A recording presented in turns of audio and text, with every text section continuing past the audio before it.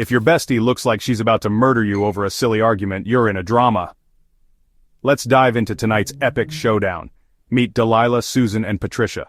Three lifelong friends who, in their 40s, usually agree on everything. But tonight they're about to disagree on something catastrophic. Men's heights. Delilah kicks things off with a snicker. Men between 5'10" and 6'2" are the sexiest.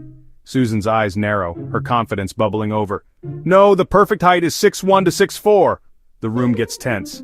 Delilah and Patricia glare daggers at Susan. Then Patricia, hesitant but determined, chimes in. Actually, 6'3" to 6'6" is the sexiest height. You could cut the tension with a knife, and eventually they do.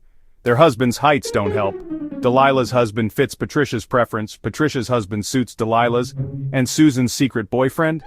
He's 5'10", right in Delilah's range. Suspicion brews, friendships crack. What started as a laugh turns deadly serious. They can't agree to disagree, and then the unthinkable happens. Knives are drawn, shouting turns to screams. They stab each other, each thrust fueled by their absurd argument about height. It's a gruesome dance of betrayal. Just when you think it's over, they spring back, stabbing again. The room is a bloody battlefield. So next time you're debating something trivial with friends, remember this story. And maybe, just maybe, let it slide. Delilah's laughter echoes through the room, a sarcastic sound that only fuels the fire.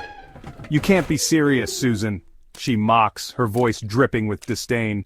Susan's face flushes with anger, her eyes narrowing even further. I am serious, Delilah. You always think you know best, but you're wrong this time. Patricia, caught in the middle, looks from one friend to the other, her own frustration growing. Why does it even matter? She asks, her voice trembling. Why are we letting something so stupid tear us apart? But her words fall on deaf ears. The argument escalates, voices rising, faces contorting with rage. Delilah and Susan are now standing, their bodies tense, ready for a fight. Patricia, still seated, watches in horror as her friends transform before her eyes. This is insane, she whispers, but no one hears her.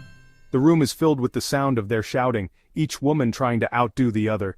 The tension is palpable, a living thing that seems to grow with each passing second. Delilah's face is a mask of fury, her eyes locked on Susan. You think you're so perfect, don't you? She spits.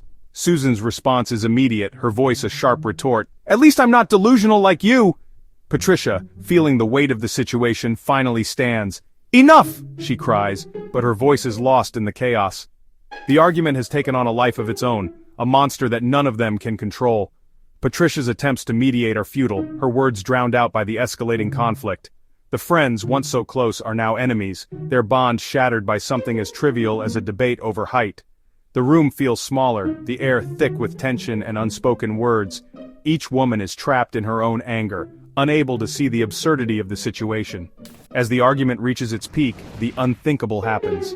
Delilah, in a fit of rage, grabs a knife from the kitchen counter. Susan, not to be outdone, follows suit. Patricia, her heart pounding, watches in disbelief as her friends turn on each other. The room erupts into chaos, the sound of their screams filling the air. Each stab is a betrayal, each thrust a reminder of how far they've fallen. The friends, once inseparable, are now locked in a deadly dance, their friendship reduced to a bloody battlefield.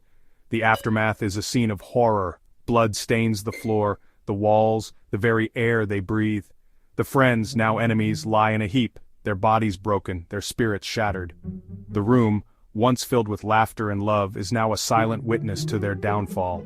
As the dust settles, the reality of what they've done sinks in. They have destroyed each other over something so meaningless, so trivial. The lesson is clear. Sometimes it's better to let things go, to agree to disagree, to remember what truly matters. So, next time you find yourself in a heated debate with friends, take a step back. Think about Delilah, Susan, and Patricia. Think about how quickly things can spiral out of control, and maybe, just maybe, let it slide. Because in the end, no argument is worth losing a friend over. No debate is worth the pain and suffering that comes from letting anger take control. Remember this story and let it be a reminder of the power of friendship and the importance of keeping things in perspective. The room is a bloody battlefield. So next time you're debating something trivial with friends, remember this story. And maybe, just maybe, let it slide.